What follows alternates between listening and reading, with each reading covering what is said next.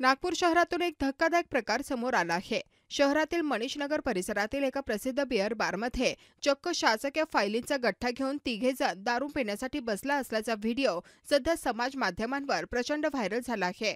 हा प्रकार रविवारी दुपारी 3:30च्या सुमारास घडल्याची माहिती असून संबंधित तिघे जण दारूचे घोट रिचवत फायलींची तपासणी करत असल्याचे व्हिडिओमध्ये स्पष्टपणे दिसत आहे। या घटनेनंतर राज्य प्रशासनाच्या कार्यपद्धतीवर गंभीर प्रश्न उपस्थित झाले आहेत।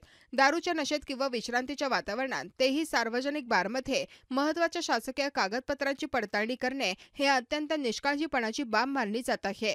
फायली उघडून त्यावरील तपशील पाहणे, नोट्स घेणे आणि कदाचित सही देखील करणे हे सर्व कारभार बारमध्ये होत असल्याचे पाहून जनतेच्या मनात संतापाची लाट उसळली आहे। पुढे आलेल्या माहितीनुसार दुपारी 3च्या सुमारास तिघे जण मनीषनगरमधील बिअर बारमध्ये आले। त्यांनी दारूची ऑर्डर दिल्यानंतर टेबलवर सरकारी कामाच्या फाईल्सचा गट्टा ठेवला।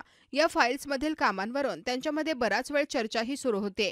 दारू पीत असताना तिघांपैकी एका व्यक्तीने फाईल्सवर सह्या करायला सुरुवात केली।